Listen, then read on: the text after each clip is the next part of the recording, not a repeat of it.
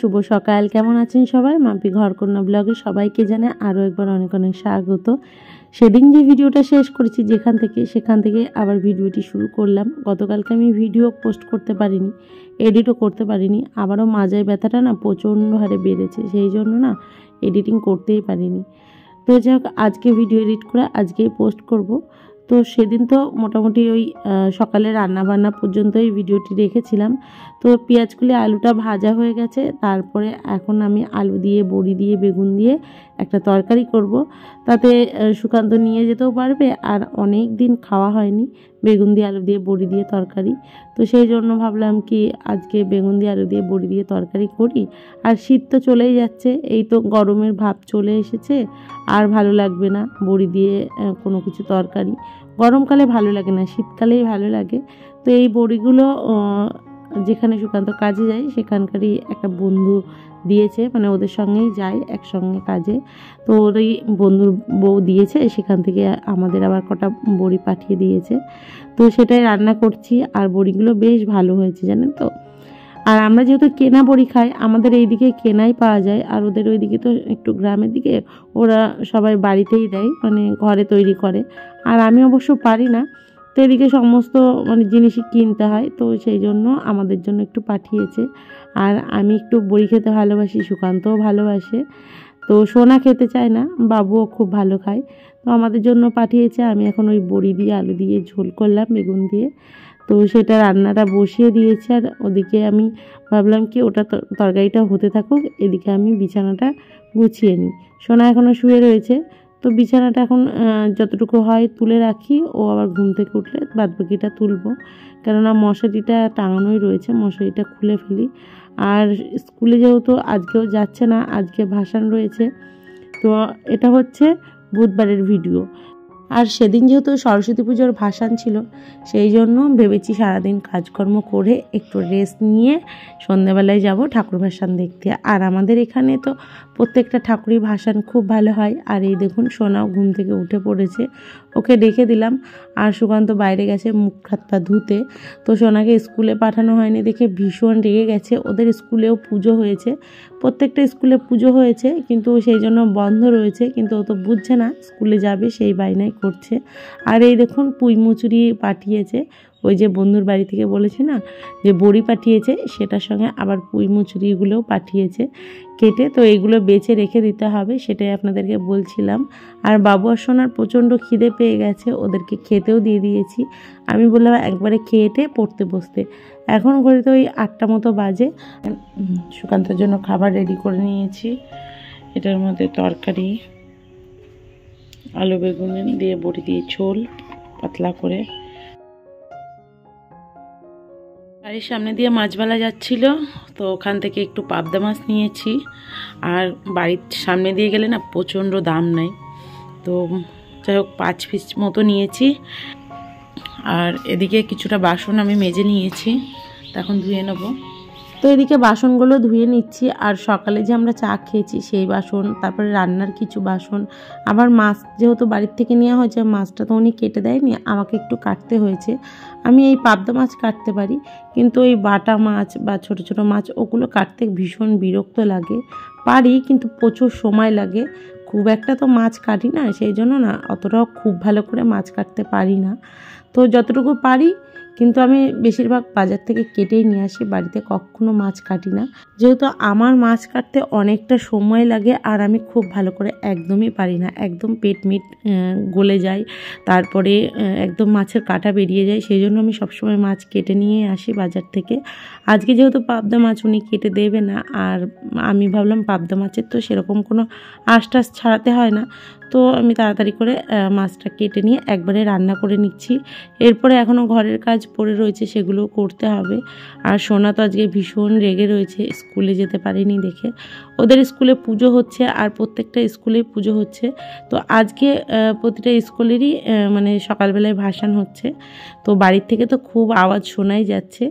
কিন্তু সকালবেলায় তো আমরা যাব না। আর আমার না মাজাটা ভীষণ ব্যথা রয়েছে, তবুও ছেলেদের বায়নার জন্য ঠাকুর দেখতে নিয়ে যেতেই হবে, মানে এক জায়গায় দাঁড়িয়ে থেকে ওই ভাসান দেখা। আর এদিকে পাবদা মাছগুলো দেখুন আমি ভেজে ফেলছি, আর এক পিঠে তেল দিয়ে না অন্যদিকে দিয়ে দিলে মাছগুলো লেগে যায় না কড়াইতে। আর পাবদা মাছ এমনি ভীষণ ফোটে, তো সেই জন্য তাড়াতাড়ি করে দিয়ে আর একটু ঢাকা চাপা দিয়ে রেখেছিলাম যাতে ওই তেল ছিটকে না আসে। এর আগের দিন তো দেখলেনি, আজকে সকালেই হয়েছে। একটু পেঁয়াজগুলি কড়াইতে যেয়ে দিয়েছি, অমনি ফুটে আমার হাতে এসে লেগেছে, ভীষণ জ্বালা করছিল। তো ভাবলাম সর্ষে পোস্ত দিয়ে আজকে পাবদা মাছটা করব, তো সেই মতো সর্ষে পোস্ত দিয়েছি। আর মশলাটা খুব বেশি কষায়নি, কেননা সর্ষে দিয়ে রয়েছে, তিতো হয়ে যাবে। একটু কাজু বাদাম দিলে তিতো হয় না, কিন্তু কাজু বাদামটা ছিল না ঘরে, সেই জন্য একটুখানি কমই সর্ষে পোস্তটা কষিয়েছি।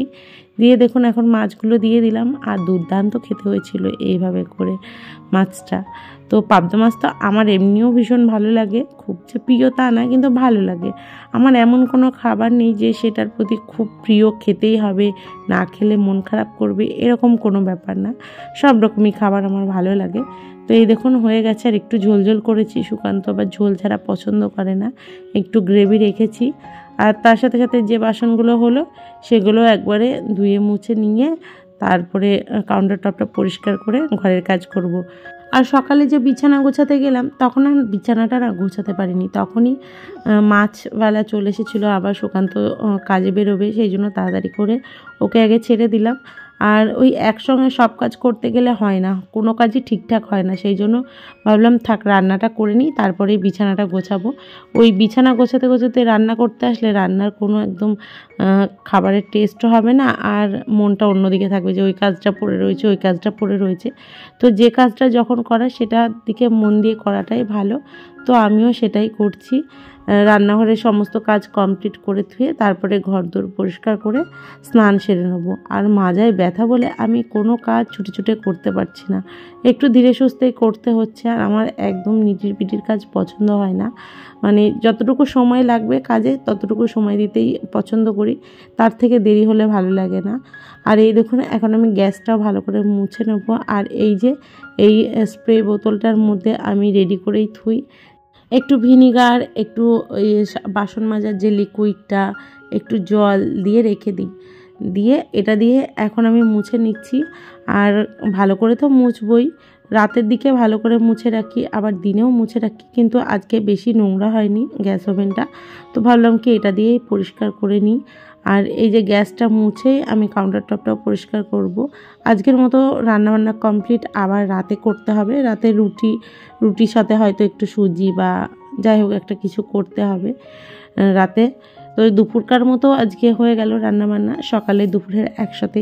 এরপরে রান্না করে ফ্রিজের মধ্যে তুলে রাখতে হবে, নইলে গরমকালে খাবার নষ্ট হয়ে যাবে।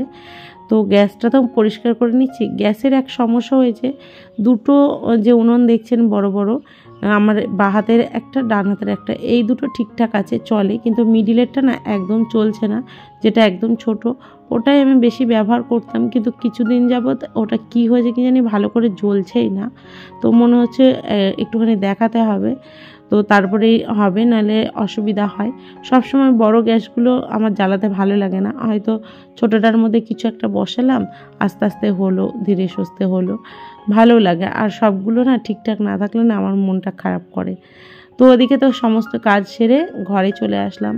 একটা গৃহিণীর কাজ হচ্ছে ঘর সংসার সামলানো, তো আমিও সেটাই করি, ঘরে বাইরে সমস্ত কাজে একা হাতেই করি, কেননা আমাকে সংসারও সামলাতে হয় এবং ছেলেদেরকে স্কুলে নিয়ে যাওয়া, আদার্স যে কাজকর্মগুলো থাকে, বাজারে যাওয়া, সমস্ত কাজ আমি একা হাতেই করি, কেননা সুকান্ত সময় নেই, আমাকেই করতে হয় একা হাতে। সংসারের গৃহিণী হলে একটু বুদ্ধি খাটিয়ে সমস্ত কাজগুলো যদি ঠিক টাইম মতো করা হয় না, দেখবেন সময়টাও কম লাগে, আর একদম টাইম মতো কাজগুলো হয়ে যায়। প্রত্যেকটা কাজের একটা নির্দিষ্ট সময় থাকে, সেই সমস্ত কাজগুলো সেই সময় মতো না করলে পরে গিয়ে আর ভালো লাগবে না, মনে হবে যে আমার এই কাজগুলো না করা হয়নি, আর করতে ইচ্ছা করছে না, থাক পরে করব, এইভাবেই সেই কাজগুলো জমে থাকে। তো আমি চেষ্টা করি সবসময় সময়ের মধ্যে সমস্ত কাজগুলো করতে, আর এতেই আমার সংসারের সমস্ত দিক ঠিকঠাক থাকবে, আর দেখতেও ভালো লাগবে। দেখবেন সমস্ত কাজ হয়ে গেলে নিশ্চিন্ত মনে বসে থাকা যাবে, সমস্ত কাজ হয়ে গেছে। এবার আমি একটুখানি আধা ঘন্টা বসে থাকি বা ফোন দেখি, যাই করি না কেন আমার কোনো কাজের কোনো পিছু টান নেই। তো সেটাই আমি করি, যতটা পারি সকাল সকাল উঠে সমস্ত কাজ করে ফেলার চেষ্টা করি। দুপুরের দিকটা একদম নিজের জন্য একটা সময় রাখি, যে একটু শুয়ে থাকবো, বসে থাকবো, ফোন দেখবো। তারপরে তো ভিডিও এডিটিংয়ের কাজ থাকেই, সেগুলোও করতে হয়। তো গৃহিণী হলে নিজেকে একটুখানি বুদ্ধি খাটিয়ে চললেই সমস্ত কাজ একা হাতেই সামলাতে পারবে। তো এই দেখুন এখন আমার ঘরদোরগুলো পরিষ্কার করার পালা, আর এই পরিষ্কার করেই আমি যাব স্নান করতে। বাবু আর সোনাকে স্নান করিয়ে দেবো, আর ঘরদোর একবারে ঝাঁটপাট দিয়ে একদম ক্লিন করে ধুয়ে যাব। স্নান করে উঠে শুধু পুজো দিলেই হয়ে যাবে, আর তারপরে কোনো কাজকর্ম থাকবে না। আর আমার না স্নান করার পর কোনো কাজ করতে ইচ্ছা করে না, রান্নাবান্না বলুন বা সংসারের অন্য কোনো কাজ বলুন। শুধু স্নান করে উঠে পুজো দেবো, খেয়ে দিয়ে তারপরে একটু রেস্ট নেবো, নিজের জন্য সময় দেবো, এগুলোই করি। আর আমার ওই স্নানের আগে সমস্ত কাজ করে ফেলার চেষ্টাই করি। তো এই জায়গাটা কদিন ধরে একটু নোংরা হয়েছিল, বাবা সোনা সব সময় এখানে এটা ওটা রেখে দেয়, সেটাই গুছিয়ে রাখলাম। আর এদিকে জিনিসগুলোও মুছে নিচ্ছি, যে জিনিসগুলোর ওপর ধুলো পড়ে, কেননা প্রত্যেকটা জিনিসের ওপরেই ধুলো পড়ে। আর মাজাটা নিচু করতে পারছি না দেখে নিচের দিকটা মুছতে পারলাম না। তো যতটুকু পারলাম করলাম কাজকর্ম, আর একা হাতে না করলে কে করবে। আর বাবু আর সোনা যেহেতু ছোট, ওদেরকেও একটু দেখতে হয়। তো সমস্ত কাজ আমার হয়ে গেছে। স্নানের আগে ভাবলাম সোনাকে একটুখানি পরিয়ে দিই, ও যেহেতু পড়তে বসেছে একটু বেলা করেই, তো ওকে একটু পরিয়ে দিলাম। তারপরে এই পুঁই মুচড়ির এইগুলো আমি আর বাবু ছাড়াচ্ছিলাম।